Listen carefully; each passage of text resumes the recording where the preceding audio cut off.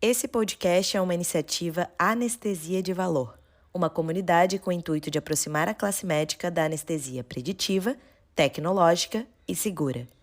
Ouça novas perspectivas e crie sua concepção de valor. Fique agora com o novo episódio da 6ª temporada.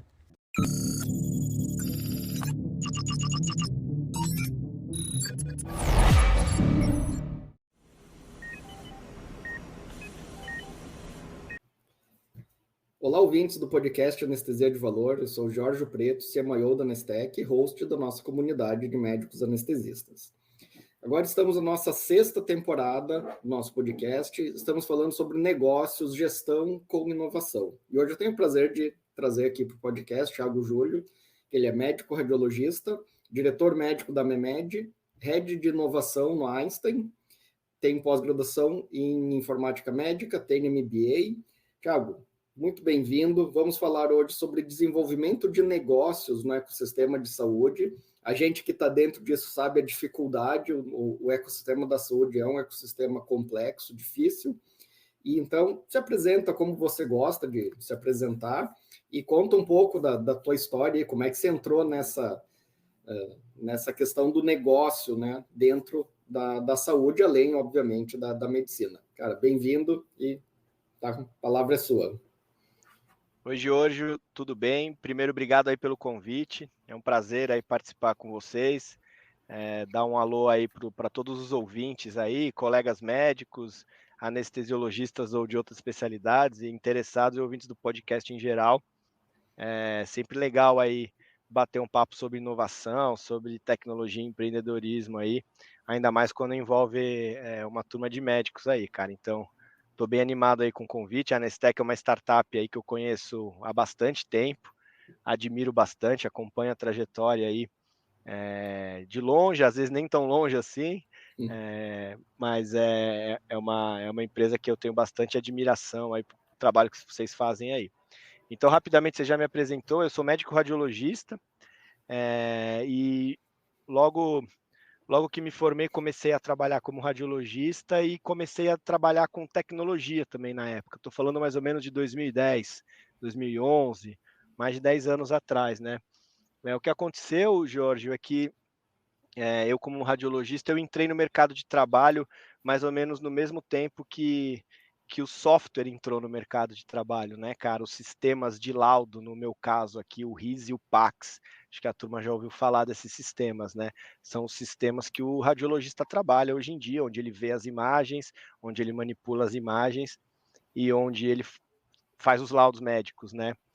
Eu fiz a residência, apesar de eu ser relativamente jovem, aí eu fiz a residência no analógico. A gente revelava filme na Unicamp, a gente dava laudo papel e caneta.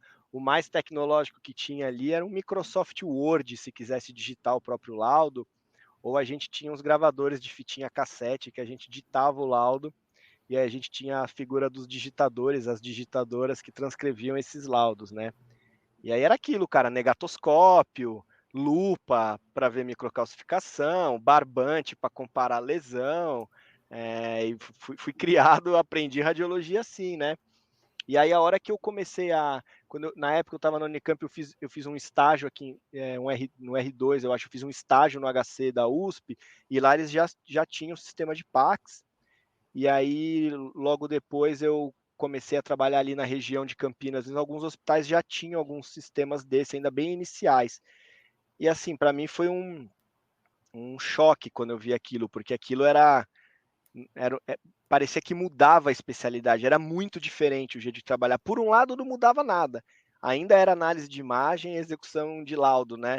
Mas assim, a velocidade, as possibilidades, até o prazer de trabalhar, acho que isso é muito importante também, assim, depois que eu vi aquilo, cara, eu não conseguia mais trabalhar do jeito analógico, né, eu não gostava, eu achava chato, eu achava lento, e eu achava que eu era pior radiologista.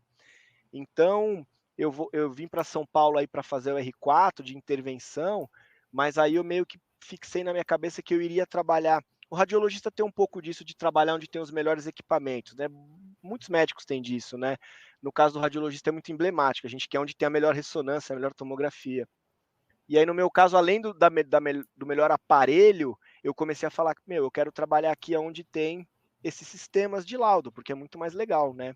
E aí foi assim que eu vim trabalhar no Einstein, na época, e de tanto usar o sistema como eu chamo ali um power user, eu comecei como usuário, mas eu era um usuário meio hacker ali, então eu mexia no sistema, eu configurava, eu criava atalho, algumas coisas eram boas, algumas coisas nem eram muito permitidas, assim, pela segurança da informação e tal, mas o ponto é, tinha um médico usuário que estava olhando ali para aquele sistema com um olhar de médico, com um olhar de processo assistencial e que estava disposto a fazer melhorias. E num ambiente propício à inovação, como o Einstein, e estou falando de uma época que não existia a área de inovação no Einstein, que agora eu estou voltando para cá, aquilo parecia interessante. E aí meu chefe me deu uma oportunidade para eu trabalhar junto com a TI, na melhoria desses sistemas, né? Vale lembrar que aquilo era muito novo. Era um dos primeiros sistemas médicos do hospital. A TI do hospital naquela época cuidava de outras coisas, cuidava de internet, data center, outros sistemas. Não tinha sistema clínico, não tinha nem prontuário, gente, não tinha prescrição. Então era um jeito novo, até uma coisa nova até para a própria TI. Claro que a TI ali tinha uma expertise de implantação de sistema, de customização, de gestão de projeto, mas faltava um pedacinho ali, que era esse olhar de quem está ali na ponta, né? Então, por exemplo, assim, um exemplo besta assim, né? Puxa, o sistema é o mesmo para o radiologista que faz ultrassom, raio-x e ressonância, mas o fluxo de trabalho é totalmente diferente, né? No ultrassom é o próprio médico que faz as imagens, no o raio-x a imagem vem do técnico, na ressonância é um biomédico, são muitas imagens, então assim, essa diferenciação que tinha ali, a TI via muito valor de ter um médico ajudando. E é assim que começou, cara. No começo aquilo eu achava legal, eu fazia por prazer, eu sempre gostei de tecnologia, sempre fui meio geek, meio nerd, e acabou virando uma parte importante da minha carreira, e o negócio foi crescendo tanto que cada ano que passava eu ia me dedicando mais à TI, vamos chamar assim, e abrindo mão do meu tempo assistencial, né? E aí eu fiz isso muito tempo no Einstein, aí eu voltei para o Sírio-Libanês e fiz isso um pouco lá. Lá no Sírio já ampliou um pouco o escopo, lá eu já estava olhando para sistemas fora da radiologia também, como prontuário, prescrição, sistemas de imagem de centro cirúrgico, e foi lá que de fato, foi nessa época que eu fiz uma pós-graduação em informática médica, né? Isso é interessante para o pessoal médico que está ouvindo, a gente está pleiteando já faz 10 anos que a informática clínica vire uma área de atuação, como é nos Estados Unidos. Hoje nos Estados Unidos é uma residência, Clinical Informatics, já tem mais de 600, eu acho, médicos que são especialistas em Clinical Informatics, ou seja, faz residência, faz estágio, faz board, né? E no Brasil a gente gostaria e está caminhando para que isso aconteça aqui, mas foi nessa época que eu descobri isso como especialidade médica, inclusive, né? Então essa intersecção ali entre médico, gestão e tecnologia, né? Aprendi muito, fiz MBA também, porque eu percebi que tinha muito essa coisa da gestão, né? Muitas vezes era mais gestão do que tecnologia em si. E aí depois eu tive um período na DASA, e aí na DASA foi bem diferente. Na DASA eu fui cuidar da área de inovação aberta, relacionamento com startups.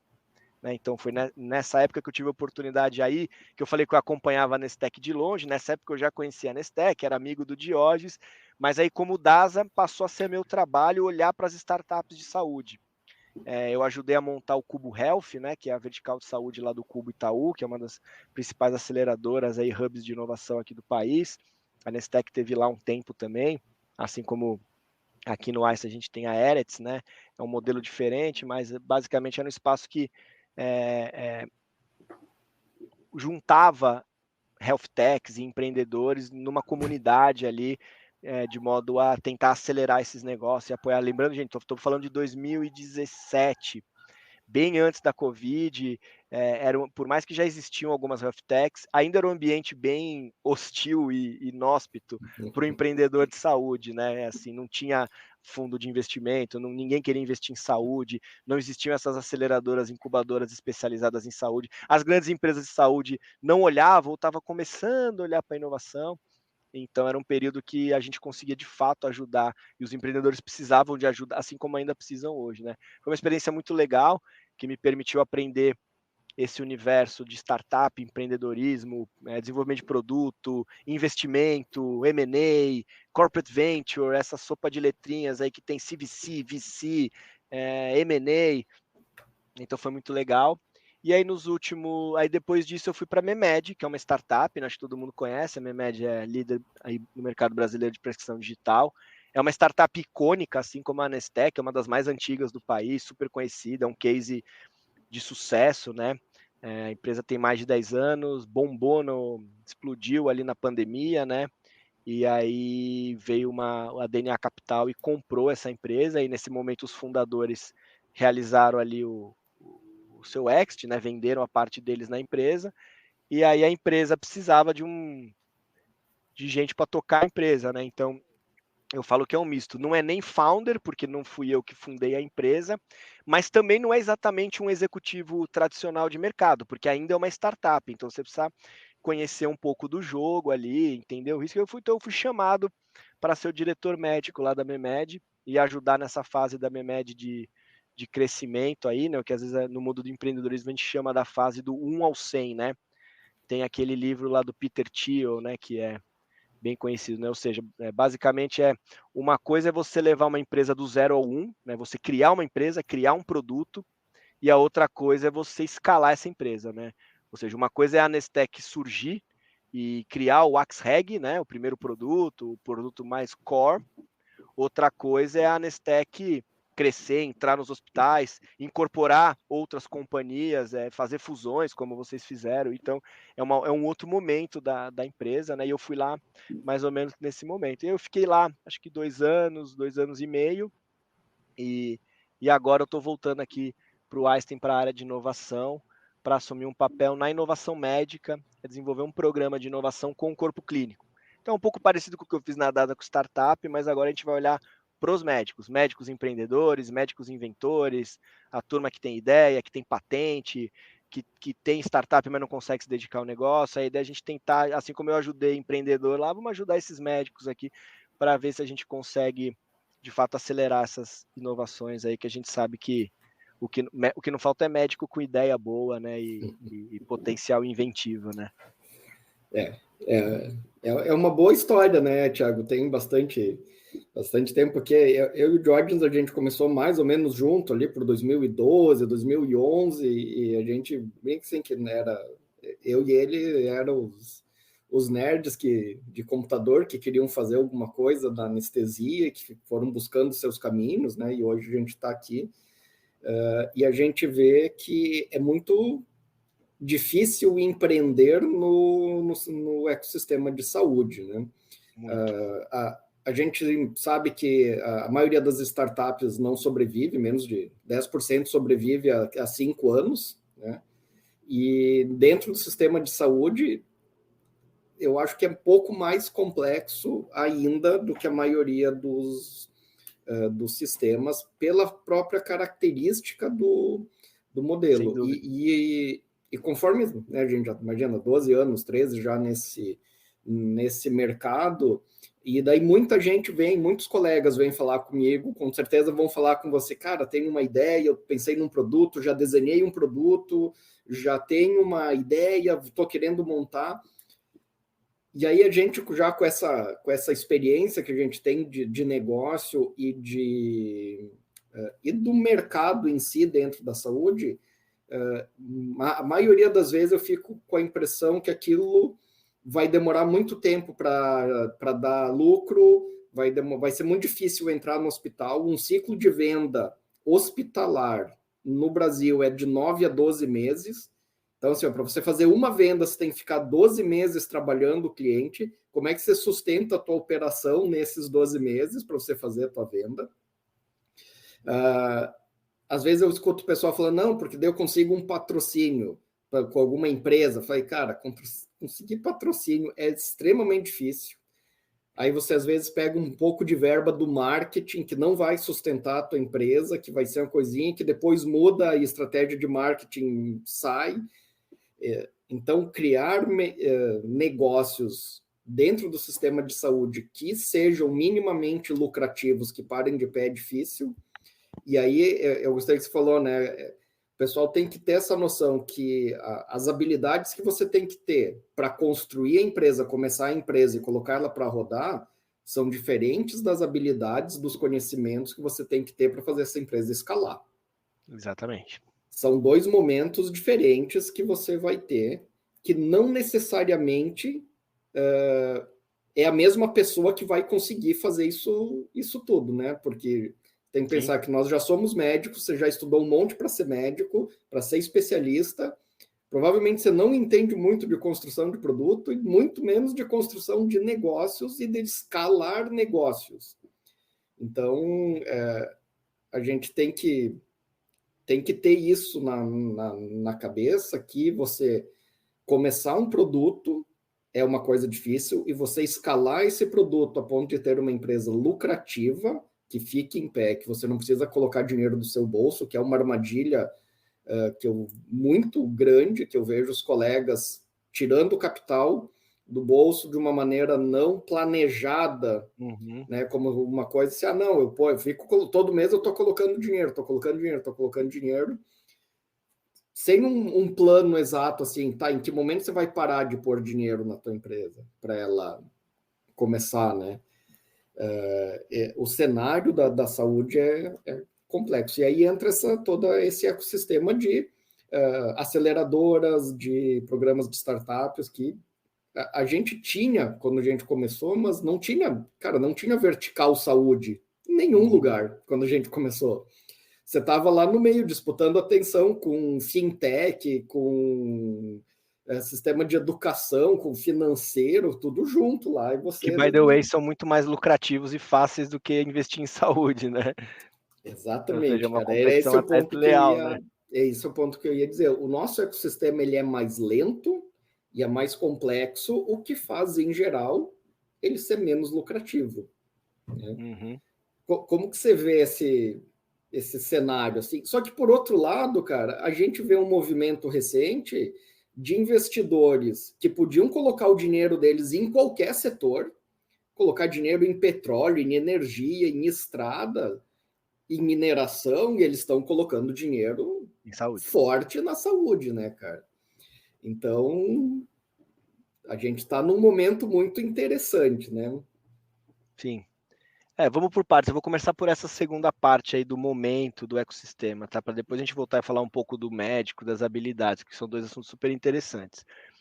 Então, eu acho que assim, sua análise está certa. Pode acabar o podcast aí, porque você resumiu bem. Não sei se eu tenho mais coisa a adicionar. Eu vou tentar dar um ângulo diferente aqui, tentar trazer alguns exemplos, mas de modo geral é bem isso que está acontecendo, né? Hoje é um momento interessante. Se a gente for ver hoje mesmo, né? Hoje, setembro de 2024, tem um cenário muito positivo, melhor do que já foi antes. Tem um cenário muito ruim também, porque a gente vive um momento de recessão econômica, de guerras e juros altos em diversos países, e aí o que você tem, isso é uma coisa não é específico da saúde, os investidores têm fugido para investimentos mais tradicionais. Aí a questão não é nem investir em saúde ou em fintech, não, o pessoal está investindo em título público, né?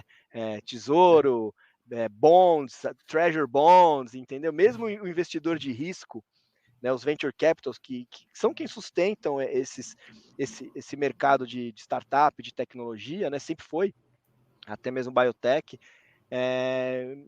eles estão optando por ficar um pouquinho ali moderados e correr menos risco e esperar um pouquinho para ver aonde vai dar. Então, assim, mas fazer uma timeline rápida. Se pegar 10 anos atrás, quando eu entrei nessa, 15 anos atrás, o que você falou, não existia vertical de saúde, não existia, mal se falava em health tech, né? Os primeiros eventos que eu fui, as primeiras comunidades que eu frequentei, eram de empreendedores de tecnologia, né? E aí, aos poucos, você ia dentro do grupo de tecnologia, você ia achando empreendedores ou pessoas da saúde, e aos poucos foram se configurando e formando ali o primeiro esboço de comunidade, com os primeiros founders, as primeiras health techs, os primeiros hubs, os primeiros fundos, né? Então, isso eu estou falando ali de, sei lá, até 2015, 16, não tinha muita coisa. E aí, de repente, começou a ter. Então, acho que a Eretz aqui do Einstein foi a primeira, logo depois a gente fez ali na DASA, Redditor fez, diversas Unimeds começaram a fazer programa de inovação, vários hospitais, e aí, de modo que pré-Covid ali, se a gente pegar ali final de 2019, comecinho de 2020, o setor ele estava muito aquecido. Se a gente olhasse ali 2, 3 anos antes, não tinha quase nada, e 2019 a gente estava ali no auge, né? Então, assim, tinha, o Cubo ali, você ia lá no Cubo, era o dia inteiro o evento, um monte de startup querendo entrar, a gente tinha dificuldade até de escolher um monte de possibilidade, os fundos que nunca tinham investido em saúde começaram a investir, começou a aparecer fundo só de investimento em saúde, então o negócio já estava aquecendo. Cara, e aí veio pandemia. E aí o negócio meio que a pandemia, assim, cara, matou muita gente, matou muito empreendedor, muito startup, assim como fez com negócios tradicionais, porém, exponencializou vários outros, como a Memed, como os business de telemedicina, né? E aí, ou seja, o que se mostrou ali foi duas coisas. O pessoal começou a ver que saúde digital realmente era uma ferramenta importante, telemedicina, pressão digital, que isso aí não era só high-tech e tal. A pandemia deixou claro tipo, a conversa andou muito, né? O pessoal ficava discutindo se telemedicina funciona, se é bom, não é, e de repente, não tinha mais essa discussão, né?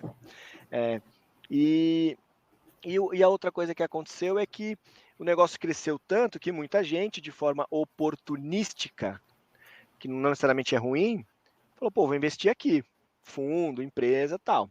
E aí a gente teve um boom, a gente teve uns anos ali de, um monte de histórias, assim como a Memed, que pegou 300, 400 milhões de investimento, a gente teve BIP, iClinic, Doco, Econex, um monte de startup que tiveram grandes volumes de dinheiro, e várias outras que não foram essas outliers que explodiu, como Sami, Alice, captações que eram coisas que, assim, há pouco tempo a gente mal via captação de dinheiro em health tech, e de repente a gente estava vendo números maiores que o de fintech, né?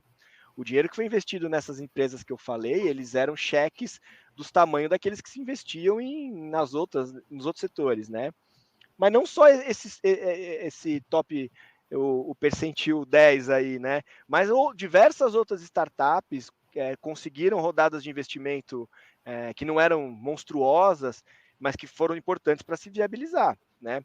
E aí não é só o dinheiro, o investimento, mas é toda aquilo que você falou. É o mix do investidor, da empresa começar a consumir a solução, ganha reputação, perde desconfiança, começa a confiar mais, começa a entender, e daqui a pouco a Anestec está entrando nos hospitais, assim como a gente tem outros exemplos. Então, isso estava indo numa crescente, e aí veio recessão, como eu disse antes, né? Recessão, uma parte é do setor de saúde, mas eu entendo que é muito mais um movimento macroeconômico global, como eu disse, né? Guerra, juros americano, é coisa que a gente não tem muito o que fazer, assim, tem que realmente dar uma esperada.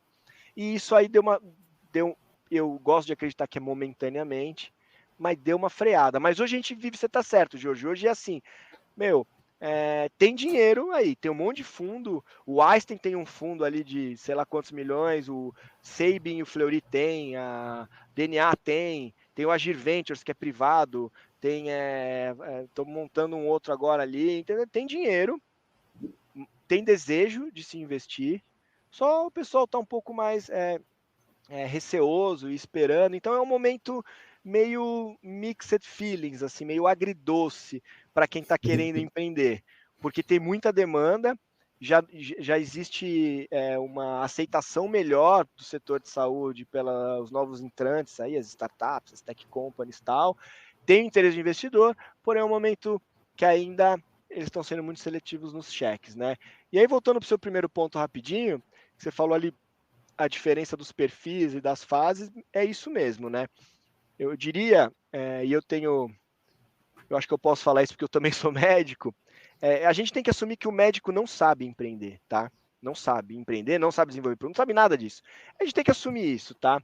E isso eu acho que vale até para o empreendedorismo normal. O médico não sabe abrir o consultório. Se ele não sabe, mal sabe abrir o consultório ou gerir seu grupo médico ali e não saber, eu estou falando no sentido positivo, a gente não aprende isso. A questão não é nem aprender, ninguém nem fala pra gente que é assim que funciona. Eu, pelo menos que vim da escola pública, eu tinha uma visão da medicina que ela funcionava em todo lugar, como hospital-escola. Sei lá, é assim que funciona. Eu não tive a experiência. Depois que você cai no mercado, que você vai ver, puxa, isso aqui é bem diferente do hospital-escola, é bem diferente do SUS, né? O médico não aprende isso, que é um erro histórico aí da, da formação médica, né? A gente já estava defasado em ensinar o médico a ser um empreendedor de consultório, um chefe de equipe ou um gestor de saúde, mas agora tem esse elemento a mais que a gente também, quando você fala de startup, produto digital, tá menos ainda, tá? Então, a gente tem que assumir que o médico não sabe, e de fato não sabe. É o mesmo erro, e eu sei que vai ter médico que vai ficar bravo de novo, que é a gente assumir que todo médico é pesquisador, que todo médico é cientista. Cara, a gente viu na Covid um monte de médico com PhD, com baita pedigree, que você claramente via que aquela pessoa não sabe o que é ciência. Por mais que tenha PhD, você fala, cara, essa pessoa não sabe o que é o método científico, o que significa a ciência, para ela estar falando um negócio desse. Eu não estou nem preocupado com o que ela está defendendo, mas no sentido que você fala, cara, essa pessoa não é um cientista, né? Então não dá para você olhar para um médico e falar, cara, esse cara é um empreendedor. O que não significa que esse médico não possa ser. Eu acho que tem muitos médicos que naturalmente têm um instinto mais empreendedor, no sentido de, cara, ser um cara de negócio. Então é aquele cara que na faculdade fazia festa, era diretor social, né? Tipo, dava um jeito de arrumar dinheiro para atlética, sabe? Tava sempre ali fazendo algum negócio, o cara da comissão de formatura. Esse é um empreendedor. O cara que às vezes por causa da família mais de empresário, eu no meu caso, assim, minha família é de administrador, né? Meu pai era executivo de empresa, então eu vivia aquilo um pouco, eu não era um executivo, mas eu sabia mais ou menos o que era ser um executivo. Pega uma pessoa que é de família inteira de médico, né? Nunca viu isso, né? E é a mesma coisa para startup. Alguns têm o dom ali da tecnologia, como você disse, é geek e tal. Mas assim, cara, você sabe mexer em computador, você não sabe desenvolver produto digital. Ainda mais com a complexidade que é hoje. Você, Jorge, que já está nessa há um tempo, certamente foi estudar e está na ativa. Você pode falar aí para a turma. Desenvolvimento de produto digital, gente, é uma cátedra hoje. Não é ali que você faz 2 aulinhas. Existem assim muito conteúdo, é muito técnico, é uma mistura de marketing com tecnologia, com comportamento humano. É um negócio bem complexo, né? E que o médico está super apto para ir aprender, mas vai ter que ir aprender, né? Então, tem médico que é o perfil mais inventor, é o cara que inventa coisa, né? Em geral, Giorgio, o médico é muito bom para achar problema. Em geral, o médico tem perfil analítico, sabe avaliar cenários, foi treinado um pouco para mitigar risco. Então, em geral, o médico é muito bom para achar falha de processo, falha de segurança, aonde tem gap ali de assistência ou de cuidado. E baseado nisso, ele é muitas vezes muito criativo, e como ele tem uma formação ali boa, né, no sentido de ampla, e ele é bom assim para imaginar soluções. Agora, imaginar soluções não é inventar. Da ideia para a invenção, tem um chão enorme aí. E da invenção de um produto, de um protótipo, de um MVP, para um negócio, para uma empresa, são léguas também, né? Então, em geral, é muito comum a gente ver o médico, ele identifica um problema certo, ele acha uma solução legal, mas ele erra na forma. Então ele acha que aquilo tem que ser um app. E aí ele vai lá e desenvolve um app. E aí você vai ver, cara, você não precisava ter desenvolvido esse app. Sei lá, o cara desenvolveu um app de mensagem. Aí você vai ver, eu tô dando um exemplo besta. Cara, você não precisava ter desenvolvido o app de mensagem, porque já tem o WhatsApp. O que você precisava era ter desenvolvido o bot com esses protocolos. Então, às vezes, o médico não sabe exatamente aonde que está a ideia inovadora e inventiva. Então, e aí, como ele não conhece, eu vou montar um app. Antes era assim, eu vou montar um app. E agora eu vou montar uma startup. Então, assim, é muito comum o médico vem, cara, o que você quer? Não, eu tô com uma ideia de uma startup. Aí você tem que falar, calma, cara, calma. Volta muitos passos atrás, né? Porque a gente nem sabe se essa ideia é boa, se essa ideia é viável. Se essa ideia é viável, será que já existe no mercado? Se não existe, você vai querer fazer isso? Quem é que vai pagar por isso? E qual que é o modelo de negócio, digamos? E aí não estou falando se é uma assinatura, um licenciamento. De fato isso vira uma empresa? Ou você vai criar algo que o próprio hospital vai incorporar? Muitas vezes a ideia de startup do médico você resolve com um botão dentro da Anestec, e já tem a Anestec. E aí você vai criar outra Anestec só para ter um botão diferente, aí a Anestec vai lá e põe esse botão. Não, vamos ligar lá na Anestec e, pô, dar essa ideia aqui para eles, e de repente eles incorporam isso. Estou usando exemplos bestas aqui, Jorge, mas é para tentar exemplificar um pouco aonde que eu vejo que é o grande gap dos médicos que querem empreender, inovar ou inventar. Não é nem o comecinho e nem a saída, é esse meio, né? A hora que o cara precisa dar um passo de, putz, como é que eu tiro isso aqui do papel, ou como que eu transformo isso num negócio, que em geral não é ir lá abrir o CNPJ e falar que tem uma startup. Isso não resolve nada, muito pelo contrário. Isso traz uma série de problemas a mais, e aquele problema ali inicial que era, isso aqui funciona, tem já no mercado, quem é que vai comprar isso? Ficou para trás, entendeu? Eu vejo, perfeito, eu concordo com tudo que você falou, cara. Eu vejo duas questões, assim, que, em geral, o médico ele consegue ter uma grana para começar a desenvolver. Então, ele tem a ideia, ele acha um jeito, aí ele diz, não, eu vou contratar um desenvolvedor, um programador aqui para fazer um negócio, para começar a fazer isso aqui para mim, sem antes validar se aquele produto tem algum market fit, porque às vezes você até resolve um problema, só que, assim, cara, esse Ninguém problema, vai pagar. Quem vai pagar por isso, quanto vai pagar por isso, e esse problema você não vai depender do resto do ecossistema do hospital, porque, bem, você falou assim, cara, isso aqui no prontuário não faz. Tá, mas e se eles resolverem fazer, não mata o teu produto? Exatamente. Mas eles nunca fizeram, eu já falei, eu já pedi. Eu falei, tá, mas a hora que você montar um negócio que eles veem que isso dá dinheiro, eles vão lá fazer um upsell, põem lá o pessoal, os 20 desenvolvedores que ele tem para desenvolver isso em 2 meses. Faz rapidinho.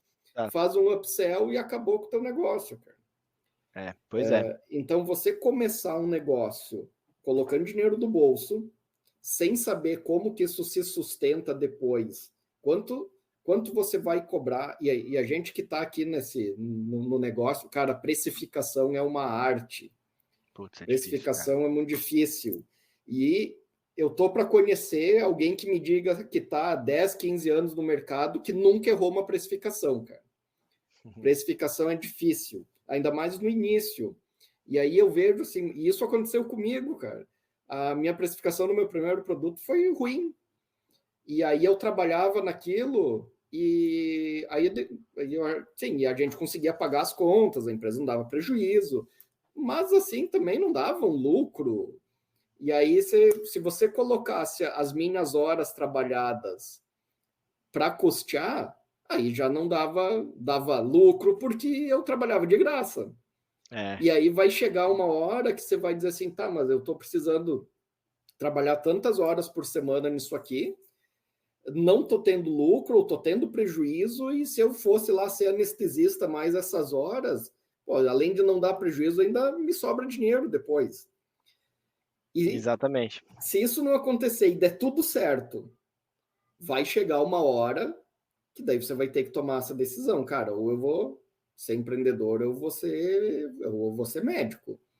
E essa é uma outra decisão muito difícil, né? Porque, assim, isso falando da minha parte, né? Pô, fiz pós, doutorado, fiz um monte de coisa, tinha uma carreira extensa, corredor de residência, aquela coisa toda, TSA, título superior, para você dizer, não, agora eu vou deixar isso aqui para ser empreendedor, ser empresário. Cara, é uma discussão, é uma questão filosófica bem difícil. E que, se tudo der certo, vai chegar para você que está pensando em fazer isso. Se der tudo certo, né?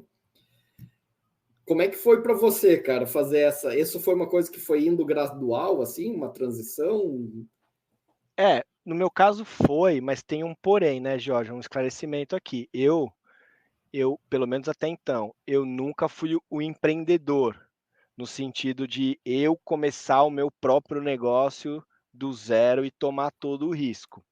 Eu acho que eu sou um perfil muito mais do intraempreendedor.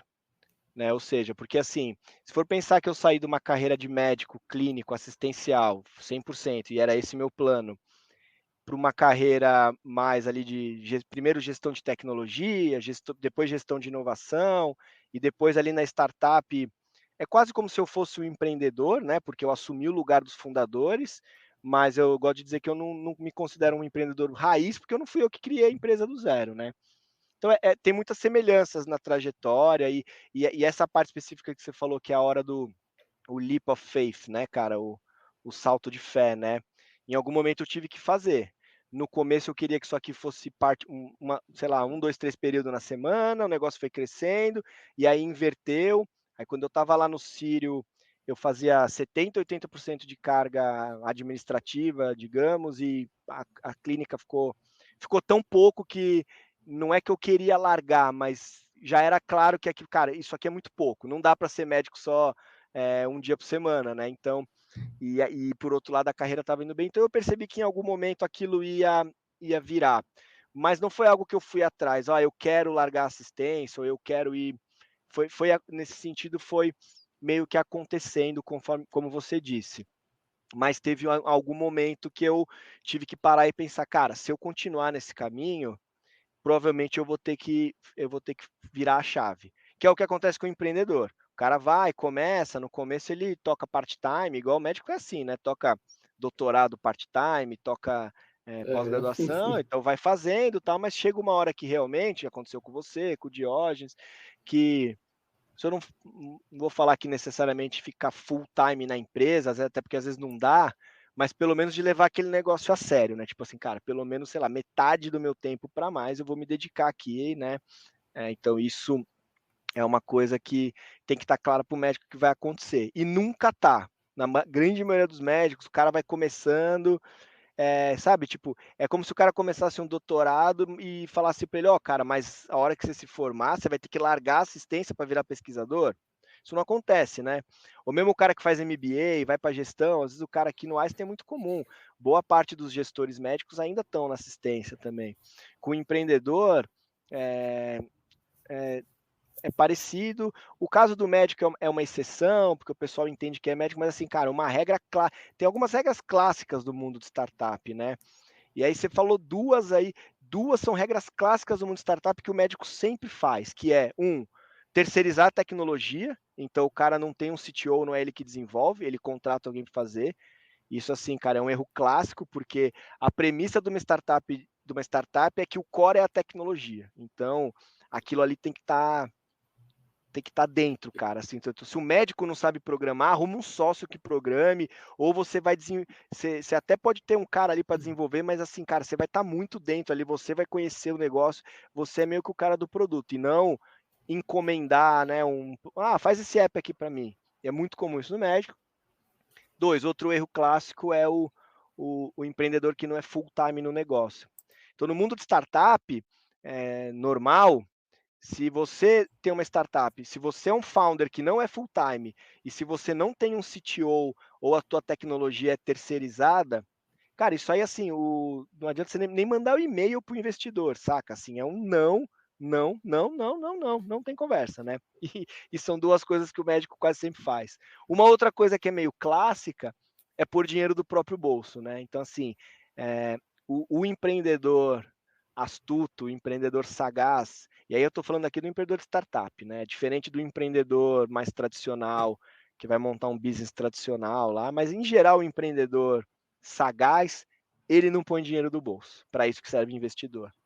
Claro que tem um limite, um negócio aí, também assim, algum dinheiro do bolso, como você disse. Se você for computar as próprias horas de dedicação, contar que você comprou um computador, aí você tem que ir para o CNPJ, então assim, alguma coisa do bolso acaba pondo. Mas eu digo assim, o cara tirar de fato um cheque, né? Eu vou tirar 50 mil da minha poupança, vou tirar 100 mil da minha previdência aqui para botar no negócio. Isso também é muito comum com médicos, e é algo incomum no mundo de startups, né? O, A premissa do mundo de startup é, cara, o negócio é arriscado, então a chance é que vai dar errado. Por que eu vou colocar minha grana se tem 99% de dar errado? Pô, mas quem é que vai pôr a grana então? É para isso que existe investidor de risco, venture capital. Eles compram esse risco. Ah, e por que eles compram esse risco? Porque eles compram esse risco na possibilidade do retorno de investimento deles ser logaritmicamente maior. Então, esses caras não estão olhando por um investimento de 10, 20% ao ano, 30% ao ano, que já seriam. Imagina se tem um investimento que rendesse 30% ao ano, né? Absurdo. Mas esse cara não quer 30% ao ano, ele quer 3 vezes, né? Ele quer 300%, né? Tem que crescer 10 vezes em 5 anos, né? Tem um clássico aí do mundo de startups que é o triple, triple, double, double, double, né? Parece o NBA, quem gosta de basquete, né? Mas não é. Triple, triple, double, double, double é o padrão de crescimento que o investidor de risco, na teoria, espera de uma startup.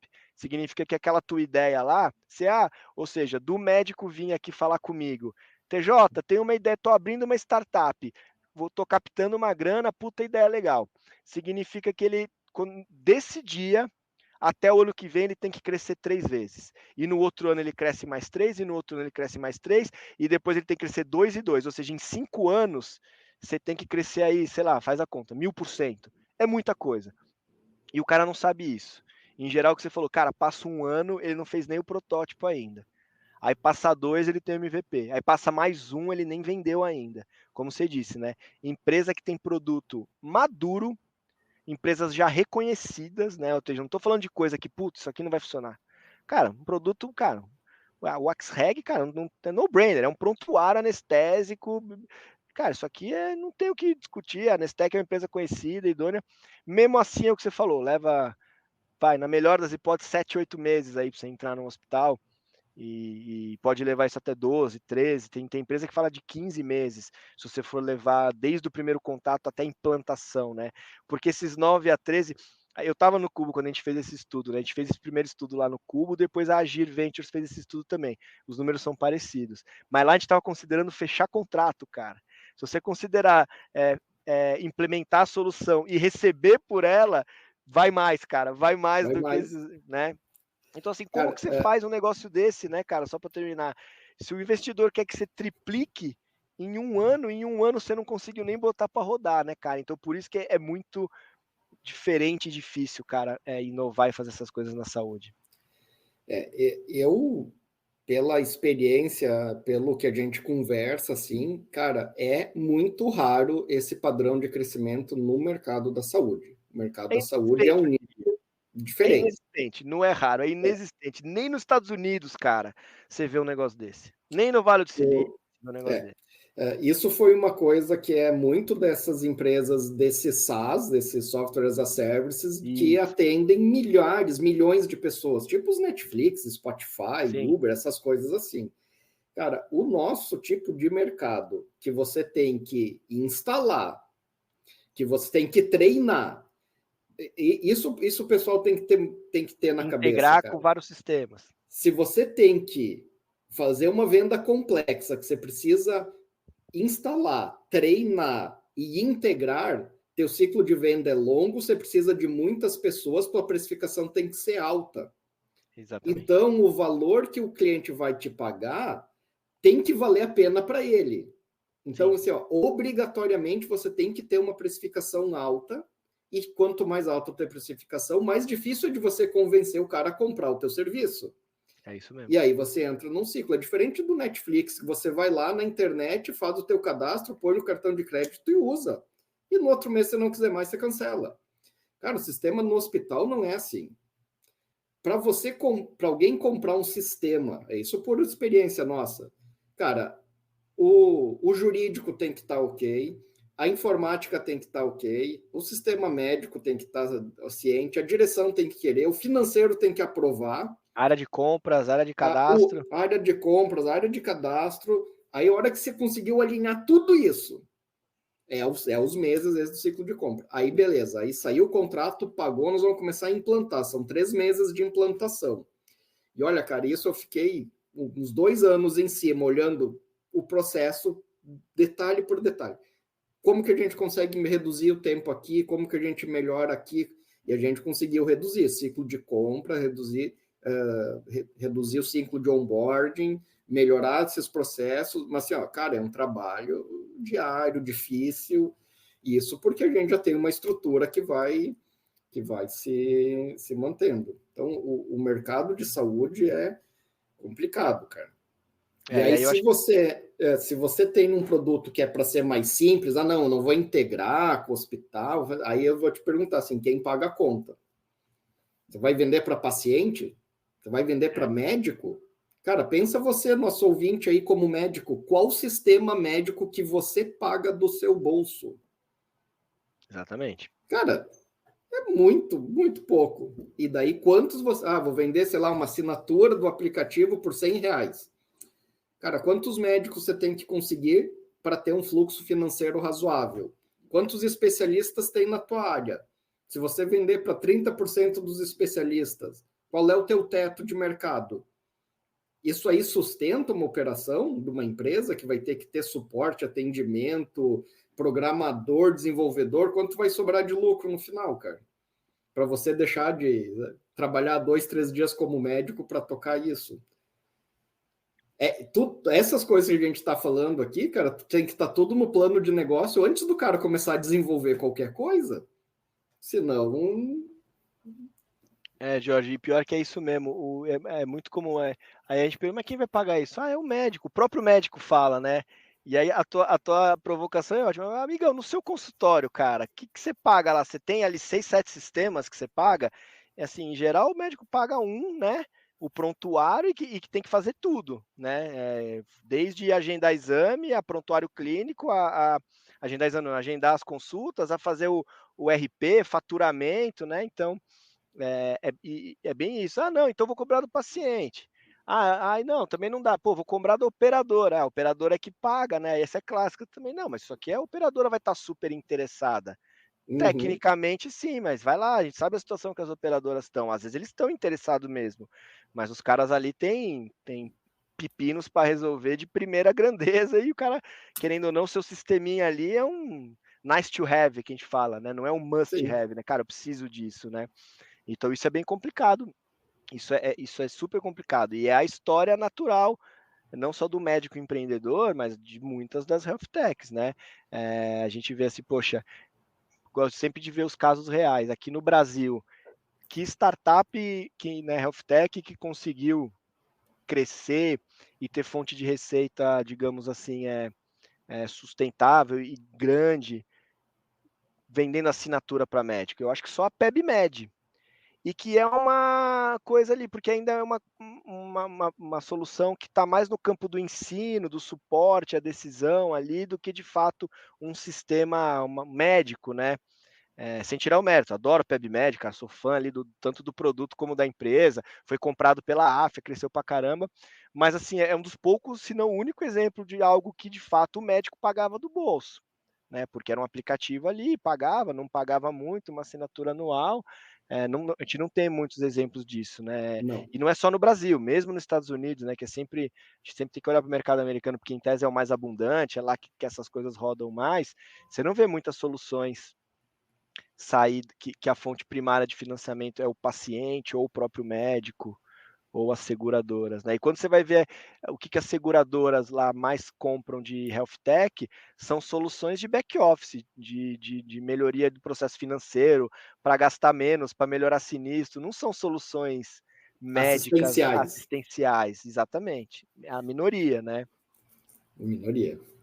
E isso é algo que a gente discute isso internamente muito, né, na Nestec, cara, que a gente sempre buscou muito melhoria assistencial, mas o drive principal de contratação é financeiro, cara. E não é só o nosso sistema. A maioria dos sistemas médicos que a gente usa no hospital, a implantação dele tem motivação financeira. O ganho assistencial ele vem junto, ele vem associado. Exatamente. Dificilmente você consegue vender algo puramente por ganho assistencial. Não, tem que mostrar algum retorno financeiro. Mesmo as soluções assistenciais, se não tiver retorno financeiro, principalmente hoje em dia, né? E eu queria voltar um pouco que você falou, né? Você falou do modelo de SaaS, né? Que é o Software as a Service. Quando aquela parte que você falou, puxa, é difícil escalar aí, é difícil chegar no triple, double lá em saúde. Quando a gente olha para as startups em geral, e aí não estou falando só de saúde, né? Essas startups que têm essas curvas de crescimento gigantescas, em geral, elas têm 2 ou 3 modelos de negócio que sustentam elas. Um, como você disse, é o modelo de SaaS, né, Software as a Service, onde a pessoa paga uma assinatura. Vou dar um exemplo aqui, um Dropbox. E aí entra um elemento que você falou. São soluções, cara, que todo mundo é usuário. Tipo, todo mundo pode ter um Dropbox. Agora, cara, a Nestec, eu que sou médico, radiologista, entusiasta, cara, eu não preciso, eu nunca vou ter a Nestec. Eu posso ter para testar, né? Mas assim, então o mercado já é menor, né? Versus algo que todo mundo pode consumir. Então a gente não tem muito esses modelos na saúde. SaaS. Outro modelo é o modelo, sei lá, de rede social, Facebook, enfim, que você cresce base de usuários e depois você monetiza com dado, com advertisement e tal. Não conheço nenhum modelo, nenhuma empresa com esse modelo em saúde que escalou. Existem 2 exceções que a gente poderia discutir, que é a Doctoralia na Europa e no Brasil e a Doximity nos Estados Unidos, que eles começaram com algum modelo parecido com rede social. No fundo, a Doctoralia é um pouco mais listing de médicos e a Doximity, de fato, era para ser um LinkedIn de médico. Mas se você for ver, cara, não é ali que eles ganham dinheiro, não é com esse modelo, né? Não é assim que funciona, né? E a empresa já foi para outros caminhos. E o terceiro modelo é o modelo de marketplace, né? E aí, por exemplo, o iFood, Uber, né? A marketplace não precisa ser necessariamente uma venda. Um Uber é um marketplace, né? Um Airbnb é um marketplace, ou seja, você tem gente prestando serviço de um lado ou vendendo algo, você tem gente comprando ou consumindo e você a plataforma que conecta. Também não temos exemplos de marketplace em saúde e aí assim com tamanho que chegou nesse tamanho de unicórnio, né? Que chegou a valer 1 bilhão. Não tem também. Talvez dos 3 modelos, o modelo de marketplace é o que a gente acha mais possível de ser feito em saúde. Então, assim, a Memed tem uma tese lá de marketplace que é conectar as farmácias para que o paciente consiga comprar o remédio, e aí a Memed ficaria com uma porcentagem dessa venda. A gente viu ali os cases de marketplace de cirurgia, né, com Fleury, Amor Saúde. Tinha uma startup que fez isso e já quebrou a Vidia, né? Então, a ideia era comercializar cirurgias no mercado privado. Então, poxa, um clássico, eu que sou radiologista, cara, acho que foi uma das primeiras pitches de startup que eu vi, e até hoje tem, que é o famoso vender exame privado para cara que não tem convênio. Então, poxa, Dasa, vai lá na Dasa, no Fleury, me dá esse teus horários da madrugada aí que tá ocioso, e aí me faz um precinho bom que eu vou vender para o paciente sem convênio, porque é melhor que no SUS, né? O cara não tem dinheiro para pagar 1.000 no exame, você me faz por 200. Também, que é cara, na teoria se faz super sentido, né? Quando eu ouvi isso a primeira vez há 15 anos, eu falei, cara, isso aqui faz super sentido, pensando em experiência do paciente, em acessibilidade, em acesso, né? Em até sustentabilidade do sistema. Não vingou até hoje, nenhum, né? Então, para você ver, assim, com exemplos reais, não é coisa do Brasil, cara, realmente é difícil. Quando você vai na teoria empírica do negócio, para escalar, para uma empresa valer 1 bilhão, ter aquela curva de crescimento, ela precisa ter uma base tecnológica, precisa ter muito usuário e ela precisa ter um desses 3 modelos aqui. Ninguém em saúde conseguiu fazer com esses modelos, né? Ou tem casos muito bem sucedidos de SaaS, mas são pequenos, né? SaaS vertical, né? Que a gente costuma falar, puxa, cara, a Nestec, assim, imagina que a Nestec, todos os anestesistas do Brasil estão finalmente usando a Nestec. E aí, são poucos. Quantos anestesistas são no Brasil? 2.000? Sei lá, 3.000? Estou chutando aqui. Não dá 30 mil, cara. 28, 30 27. mil? Que seja. Sim. Cara, e aí, a hora que todo 30 Sim, mil aí o estiver mercado usando, acaba. acabou o mercado? E aí, o que a Exato. Nestec vai fazer? Ou a Nestec vai comprar uma outra empresa aí para outro tipo de médico, ou vai ter que trazer mais funcionalidades para esses caras, enfim, então talvez seja mesmo autolimitado, né? E o investidor não quer mercado autolimitado, ele quer mercado que só cresce, que cara, que não, a gente vai dar um jeito de todo mundo usar, né? Isso é uma particularidade, peculiaridade Exato. aqui do sistema de saúde. Só para não ficar só com notícia ruim para o pessoal que está nos escutando, né, cara? Realmente, né, o SaaS vertical é a tendência no mercado de saúde, porque você acaba ficando muito nichado E o exemplo da Nestec é bem isso, né, cara? A gente tem um mercado limitado a, que seja, 30 mil anestesistas no Brasil. Então, isso a gente já vem trabalhando internamente, né? A gente já olha para isso. A gente já escutou isso de vários investidores, exatamente isso, né? E a gente busca outras formas de gerar outras verticais de receita dentro da empresa, né? Através de outras abordagens que não seja vender exatamente o uso, a assinatura do sistema. Sim. Por outro lado, cara, como é característica também, o SaaS vertical dentro do sistema de saúde, ele tem um lifetime value melhor, porque da hora que demora para você entrar e implantar, mas a tomada de decisão para tirar os sistemas, em geral, ela é mais difícil, você tem mais barreira. Retenção e menos churn. Você tem mais de retenção. Então, no longo prazo, é algo que também é interessante. Meu ponto de vista é que os investidores estão começando a olhar isso com um olhar um pouco mais interesse, que a gente não via alguns anos atrás, né? Porque do mesmo jeito que a gente teve muitas empresas que viraram unicórnio e 3, 4 anos depois não estavam mal e mal valendo 200 milhões, né, cara?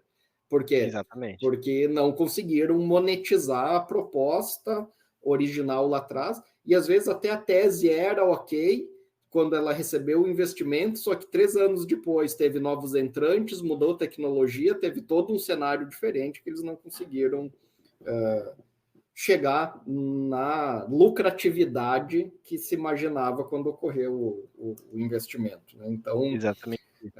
São características peculiares que são do nosso mercado.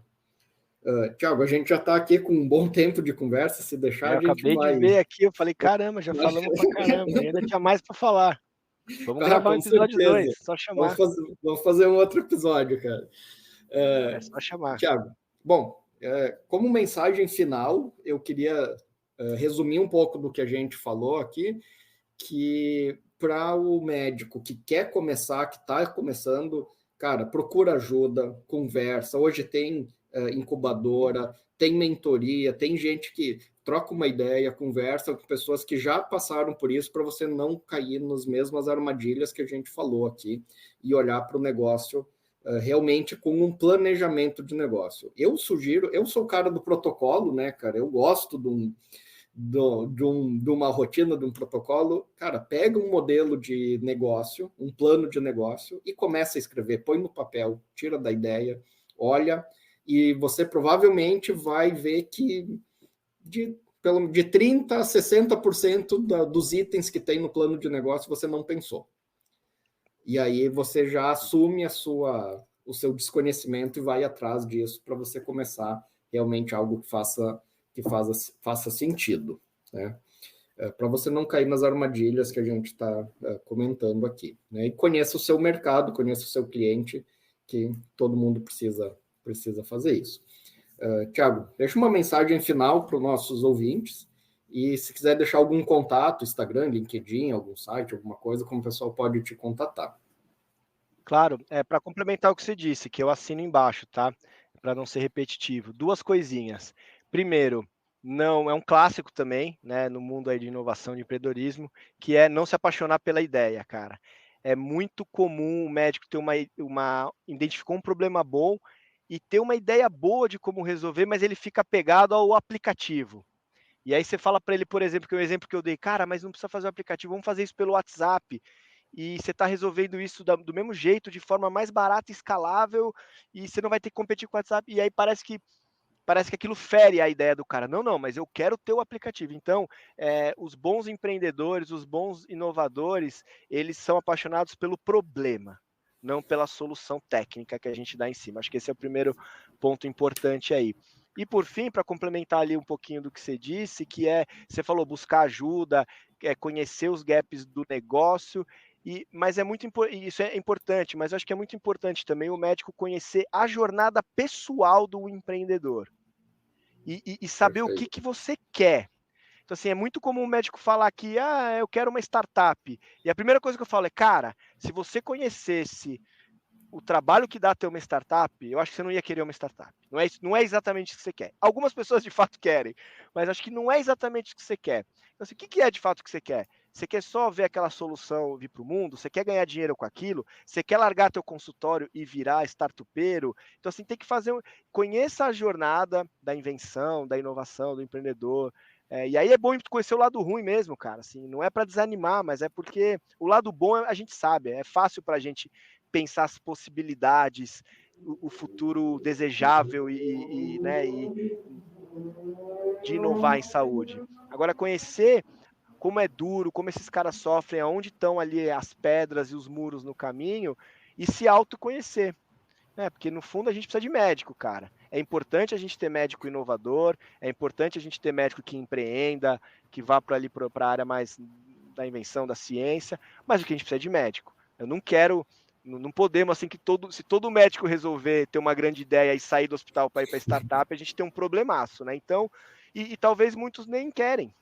Muitos não querem. Quer de alguma forma viabilizar aquela ideia, eventualmente quer ganhar um dinheiro com aquilo, mas o cara quer continuar sendo médico no seu consultório, no seu hospital. Então é muito importante também ter esse tipo de análise, além, é claro, da análise de negócio. Então é isso, Giorgio. Foi um prazer aí, cara. Um abraço aí para todo mundo. Vocês podem me achar aí na internet, é bem fácil, é Thiago Júlio. Você googar lá, você acha. O LinkedIn é Thiago Júlio. E redes sociais em geral é Thiago37, né? Nas principais aí, Instagram. Agora só sobrou o Instagram, né? Mas eu tô lá no Mastodon, Blue Sky e Threads também. Vocês me acham, em geral, Thiago37 com TH. Grande abraço aí, cara. Sucesso para vocês aí na Nestec. E assim, sucesso e boa sorte para todo mundo que está querendo empreender, que está empreendendo. Pode contar comigo aí, me procura, que a gente vai dar um jeito de ajudar sempre. A parte boa é essa, é uma comunidade muito unida e ativa de médicos, empreendedores, de inovadores em saúde. Verdade, cara. Só queria deixar uma última frase que eu escutei, eu não lembro onde, cara, que o cemitério dos perdedores, ele é silencioso. Que legal. A gente só escuta as histórias de sucesso, mas as milhares das histórias do que não deu certo, dos que perderam dinheiro, tempo, frustrações, isso é um cemitério silencioso, né, cara? Então, não fique só na superfície, né? Vai, se aprofunda no assunto e vai firme. A gente está aqui para dizer que é possível, né? Sim. Também pode dar certo, isso é mas precisa muito trabalho, né, cara? Aprender com os erros dos outros é mais barato que aprender que você que errar, né? Exatamente. E tem muita história de erros, e eu falo, são lindas histórias de fracasso. É importante que a gente conheça elas. Isso aí.